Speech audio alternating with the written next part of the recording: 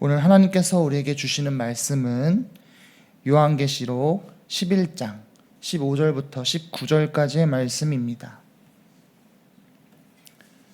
요한계시록 11장 15절에서 19절까지의 말씀입니다. 제가 가지고 있는 성경으로는 신약성경 410페이지에 있습니다.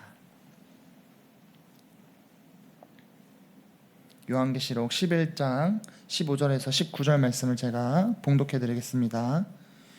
일곱째 천사가 나팔을 불매 하늘에 큰 음성들이 나서 이르되 세상 나라가 우리 주와 그의 그리스도의 나라가 되어 그가 세세토록 왕 노릇하시리로다 하니 하나님 앞에서 자기 보좌에 앉아 있던 24장로가 엎드려 얼굴을 땅에 대고 하나님께 경배하며 이르되 감사옵나니 옛적에도 계셨고 지금도 계신 주 하나님 곧 전능하신 이여 친히 큰 권능을 잡으시고 왕노릇 하시도다. 이방들이 분노하며 주의 진노가 내려 죽은 자를 심판하시며 종 선지자들과 성도들과 또 작은 자든지 큰 자든지 주의 이름을 경외하는 자들에게 상 주시며 또 땅을 망하게 하는 자들의 자를 멸망시키실 때로소이다 하더라. 이에 하늘에 있는 하나님의 성전이 열리니 성전 안에 하나님의 언약궤가 보이며 또 번개와 음성들과 우레와 지진과 큰 우박이 있더라. 아멘. 아멘. 오늘 말씀의 제목은 반드시 도래하는 하나님의 나라입니다. 오늘 하나님께서 우리에게 주시는 이 말씀은 일곱 번째 천사가 나팔을 불며 이 땅에 하나님의 나라가 도래함을 보여주고 있습니다. 그때 사람들에게는 완전히 다른 두 가지 결과가 예고되고 있는데요. 그 다른 두 가지 결과를 우리가 보면서 반드시 찾아올 하나님의 나라에 우리는 어떠한 결과를 이렇게 맞이하게 될 것인지 살펴보고자 합니다. 먼저 오늘 우리가 말씀을 보면서 우리가 확실히 알 수 있는 것은 하나님의 나라가 반드시 도래한다는 점입니다. 일곱 번째 천사의 나팔이 불릴 때 그때가 바로 역사의 마지막 순간이며 이때 세상을 향한 하나님의 모든 심판이 끝나고 하나님의 영원한 통치가 시작됨을 의미하고 있습니다. 하나님의 오심은 더 이상 미래의 사건이 아니라 현재의 사건이 되는 것이죠. 물론 하나님의 통치는 오늘도 그렇고 과거에도 그랬고 항상 이루어지고 있지만 이 악이 완전히 소멸되고 하나님의 나라가 완성되는 순간이 아직 임하지 않았다는 것입니다. 즉 예수님께서 이 땅에 인간의 몸을 입고 오셨을 때 하나님의 나라가 시작되었지만 예수님이 재림하셔서 하나님의 나라가 완성되는 날은 아직 이르지 않았다는 것입니다. 미래의 일이라고 하는 것입니다. 그러나 오늘 본문을 기록한 요한은 예수님께서 재림하시고 이 땅에 하나님의 나라가 완성되고 도래한다는 것을 확신하고 있습니다. 우리 오늘 본문 말씀 11장 15절을 한번 다 함께 보시겠습니다. 일곱째 천사가 나팔을 불매 하늘에 큰 음성들이 나서 이르되 세상 나라가 우리 주와 그의 그리스도의 나라가 되어 그가 세세토록 왕노릇 하시리로다 하니. 아멘. 이 본문에 나와 있는 세상 나라가 우리 주와 그의 그리스도의 나라가 되어라는 이 표현에서 되어의 헬라어를 보면 단순 과거형으로 쓰여집니다. 즉 하나님의 나라가 도래하는 이 시간이 장차 오실 그리스도의 재림으로 완성될 미래의 일이지만 요한은 지금 그것을 환상과 묵시로 보면서 이미 확정된 사실로 받아들여 기록했다는 것을 의미하고 있는 것이죠. 성도님들, 요한처럼 이 예수님의 초림으로 이미 하나님의 나라가 시작되었다는 것과 또 예수님이 다시 오심으로 하나님의 나라가 완성될 것을 확신을 가지고 믿으시길 바랍니다. 물론 지금 우리가 눈에 보이는 현실은 하나님의 거룩한 통치가 이루어지고 있는 모습과 거리가 멀어 보입니다. 그러나 하나님의 능력은 역설적이게도 죽어야만 살 수 있게 되고 또 져야만 승리하게 되는 것과 같습니다. 마치 예수님이 죽으시고 부활하심으로 죽음을 승리하셨던 것처럼 말입니다. 이 어두워 보이는 이 현실 속에서 하나님의 빛은 더욱 빛나게 될 것이며 많은 그리스도인들의 희생이 새로운 생명을 낳게 될 것입니다. 그러면서 하나님의 나라는 선포되어지고 확장되어지게 됩니다. 그렇게 비로소 하나님의 나라가 이 땅에 도래하게 되는 것이죠. 그러니 요한이 미래의 일이지만 이미 확장된 일로 여겼던 것처럼 우리 성도님들도 하나님의 나라가 이 땅에서 완성되는 일을 확신을 가지고 믿으시길 소망합니다. 이는 예수님의 초림을 기념하고 또 재림을 준비하는 대림절 그리고 성탄절 기간에 우리에게 큰 힘과 도전이 됩니다. 우리 삶 가운데 어떤 힘든 일이 있다고 하더라도 예수님의 재림을 준비하고 기다리는 사람들에게는 소망을 품고 살아갈 힘이 주어집니다. 어떤 아픔이 있더라도 하나님의 나라가 완성되는 것을 준비하고 기대하고 기다리는 사람들에게는 다시 일어날 힘이 생겨납니다. 왜냐하면 하나님의 나라가 완성되고 하나님의 나라가 선포되어질 때 그날에는 즉 하나님의 통치가 이 땅에서 이루어진다는 것인데 그것은 모든 문제, 모든 아픔, 모든 슬픔이 없어진다는 뜻을 뜻하기도 하기 때문입니다. 이 대림절 기간에 성탄절을 기다리면서 이 사실을 확신을 가지고 요한처럼 예수님이 다시 오실 날을 기다리고 준비하는 우리 성도님들이 되시기를 기도합니다. 그렇다면 하나님의 나라가 도래했을 때, 하나님의 나라가 이 땅에서 완성되었을 때 우리는 어떻게 될까요? 사람들에게는 두 가지 결과가 나타나고 있는데요. 하나는 하나님을 거역한 자들에게 주어지는 심판입니다. 또 다른 하나는 하나님을 믿는 자들에게 주어지는 상급입니다. 모든 사람들에게는 하나님의 나라가 도래하기 전에 삶에서 선택권이 주어집니다. 창조주이신 하나님을 믿고 따를 것인지 아니면 피조물을 우상을 삼아 섬기게 될 것인지 이렇게 선택권이 주어지게 되는 것이죠.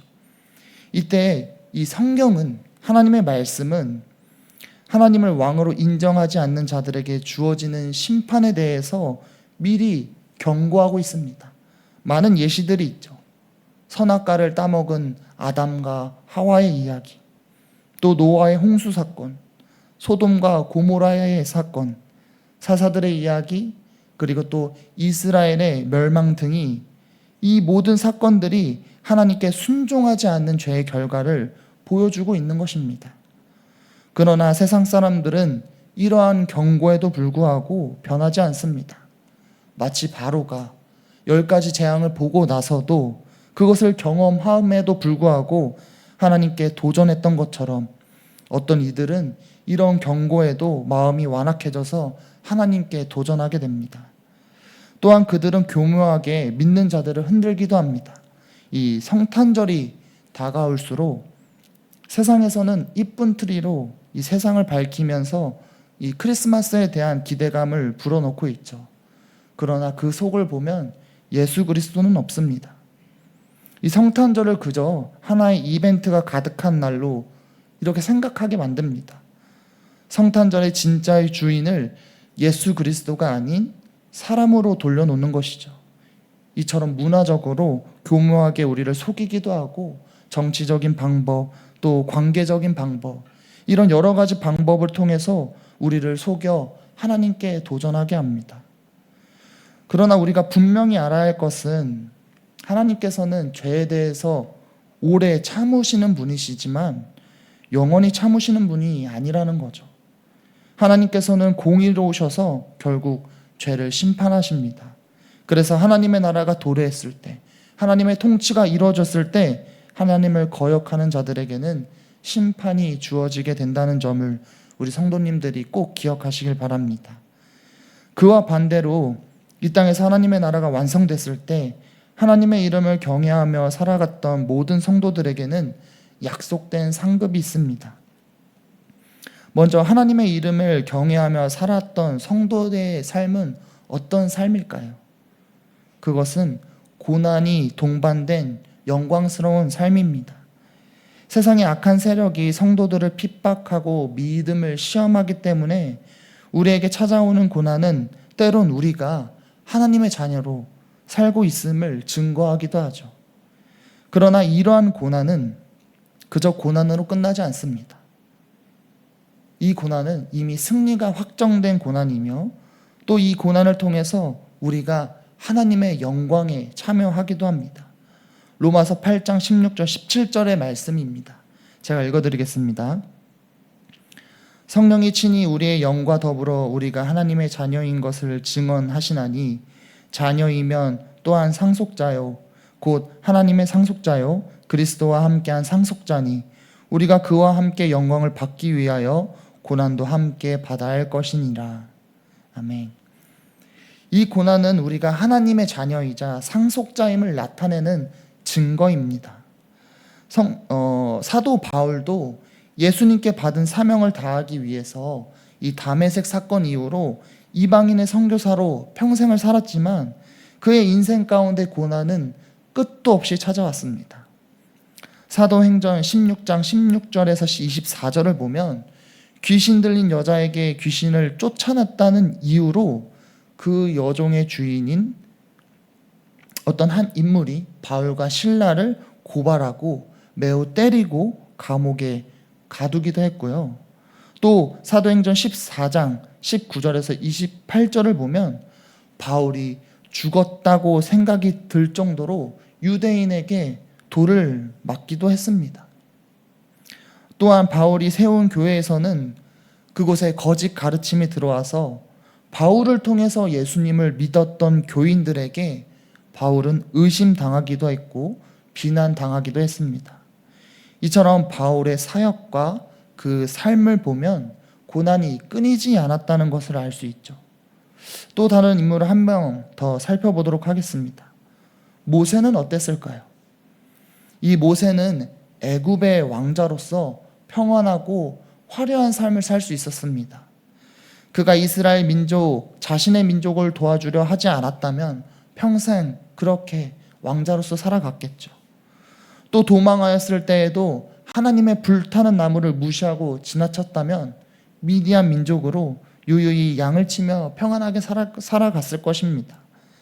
그러나 그는 두려워서 도망쳤던 곳으로 다시 돌아가게 되었고 또 이스라엘 민족을 광야에서 40년 동안 훈련받게 했었죠. 하나님이 보내신 모세의 길은 모세에게 개인적으로도 또 이스라엘 민족적으로도 고통과 고난의 길이었습니다. 이 세상의 기준으로 보았을 때 이 두 사람의 삶은 실패한 것이라고 볼 수 있죠.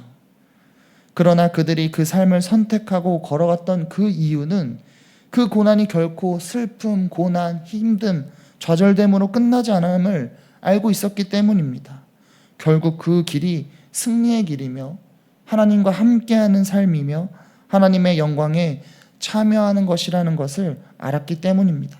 즉 영원한 상급을 기다리고 있다는 길이라는 것을 이 두 인물은 알고 있었다는 것이죠. 이것은 단순히 믿음이 아니라 하나님의 약속에서부터 주어진 것입니다. 하나님께서는 그들의 믿음에 응답하시듯 하나님의 나라의 문을 열고 성전 안에 하나님의 언약궤를 이 요한한테 보이셨습니다. 오늘 본문 말씀 11장 19절입니다. 이에 하늘에 있는 하나님의 성전이 열리니 성전 안에 하나님의 언약궤가 보이며 또 번개와 음성들과 우레와 지진과 큰 우박이 있더라. 아멘. 이 열린 성전 안에 언약궤가 여전히 보관되어 있다는 것은 하나님께서 약속을 기억하시고 신실하게 지켜오고 계시며 또 앞으로도 미래에도 그렇게 하신다는 것을 의미하는 것입니다. 하나님께서는 과거에도 그리고 현재에도 그리고 앞으로도 언약을 지키시고 기억하는 자들에게는 은혜를, 또 언약을 멸시하고 가벼이 여기는 자들에게는 공의로운 심판을 내리실 것입니다. 그러니 우리가 해야 할 것은 신실하게 언약궤를 보관함으로 우리와 함께 하셨던, 우리에게 하셨던 구원의 약속을 지키신 하나님께 의지하며 이 땅 가운데 예수님이 마셨던 고난의 잔에 참여하며 우리 삶에 폭풍이 불어올 때 하나님을 의지하며 하나님의 증인으로 살아야 한다는 것입니다. 우리 수표교회가 그리고 이곳에서 예배하는 모든 지체들이 이미 임한 하나님의 나라 그리고 앞으로 예수님의 재림으로 완성될 하나님의 나라를 소망하며 준비하는 일에 힘쓰기를 소망합니다. 성도님들, 하나님의 나라는 반드시 도래할 것입니다. 모세가 그리고 바울이 고난의 길을 걸음에도 포기하지 않았던 이유가 무엇이라고 했습니까? 그 길 끝에 하나님의 영광이 이미 확정되어 있기 때문이라고 했습니다. 그러니 성도님들도 모세와 바울처럼 예수님의 고난의 잔에 참여하는 것을 기뻐하시길 바랍니다. 그러므로 묵묵히 그 길을 걸으며 저 끝에 보이는 하나님의 나라를 소망하는 우리 교회 그리고 모든 지체들이 되어 세상과 하나님의 나라를 잇는 축복의 통로로 쓰임받기를 축복합니다. 우리 다 함께 기도하시겠습니다. 하나님, 오늘 요한의 기록을 통해서 예수님의 초림으로 하나님의 나라가 이미 시작되었다는 것과 예수님의 재림으로 하나님의 나라가 완성될 것을 알게 됩니다.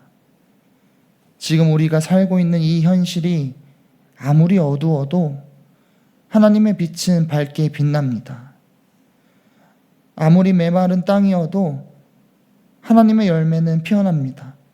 아무리 하나님의 음성이 보이지 않는 곳일지라도 하나님의 말씀은 선포되어집니다. 이 땅에 오신 예수님의 발자취를 따라가는 이들을 통해서 하나님이 일하시기 때문입니다. 우리가 이 사실을 우리의 삶의 소망으로 두며 앞으로 살아가는 동안에 이 소망을 붙들고 하나님의 나라를 확장하는 일에 우리의 생명과 우리의 삶을 드리길 원합니다. 부족한 우리이지만 우리가 드리는 이 헌신, 이 결단이 하나님 앞에 기쁨이 되며 하나님 나라를 확장케 하는데 쓰임받게 하여 주시옵소서. 오늘도 하루의 시작을 하나님께 드리는 주님의 백성들이 있습니다.